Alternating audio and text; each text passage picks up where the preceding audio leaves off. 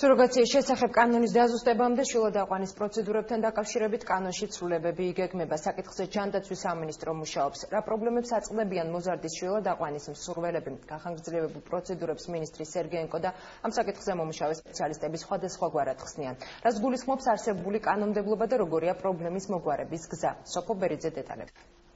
გასაშვილებელი ბავშვი მხოლოდ 20-ია, შვილადაყვანის მსურველი კი 3000-ზე მეტი. ასეთია დღევანდელი ოფიციალური სტატისტიკა, რომელიც მუდმივად იცვლება. მსურველიდან რეალობამდე ლოდინის პერიოდი საშუალოდ 5 წელია. ჯანდაცვის მინისტრი ხანგრძლივ პროცედურას სწორედ არსებული სტატისტიკით ხსნის.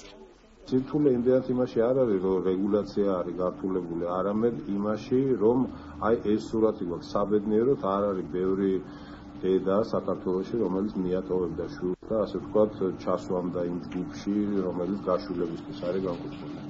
ქართული კანონმდებლობით გასაშვილებელთა სიაში ხდება ბავშვი თუ ის არის ობოლი ან მშობლების სასამართლოს მიერ აღიარებულნი არიან ქმედიუნაროდ ან უბრძო უკლოდ დაკარგულად. თუ ყველა კანონიერმა წარმომადგენელმა თანხმობა განაცხადა ბავშვის გაშვილებაზე, ან თუ ბავშვი ნაპოვნია და აღიარებულია მიტოვებულად. იმისთვის, რომ წყვილმა ან მშვილებელმა პირმა შვილადაყვანა შეძლოს, სოციალური მომსახურების სააგენტოში ოფიციალურად უნდა დარეგისტრირდეს. ამის შემდეგ კი უკვე სოციალური კვლევა იწყება. ნეგატიური კრიტერიუმები არსებობს, ეს მოყვანილია კანონმდებლობაში, მაგალითად არის ჯანმრთელობის მდგომარეობა, როდესაც ჯანმრთელობის მდგომარეობა არ არის სასურველი, თუ არის დაავადებები, მაგალითად ალკოჰოლიზმი, ნარკომანია, ან ონკოლოგიური დაავადებები, ან ყველა ის დაავადება, რომელიც ხელს შეუშლის ბავშვის აღზრდაში ადამიანს, ასევე ძალიან დიდი მნიშვნელობა აქვს მოტივაციას. ამას რა თქმა უნდა სოციალური მუშაკი აფასებს.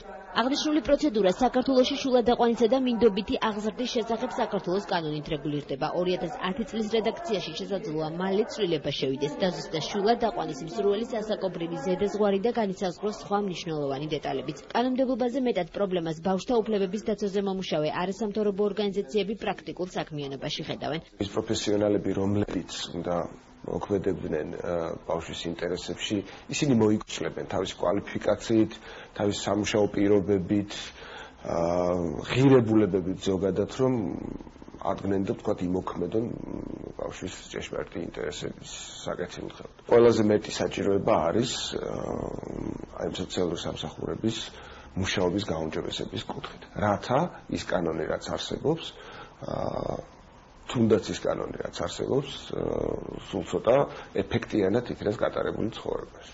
ქართული კანონმდებლობით აკრძალულია 10 წლის ან 10 წელზე მეტი ასაკის ბავშვის გაშვილება მისი თანხმობის გარეშე.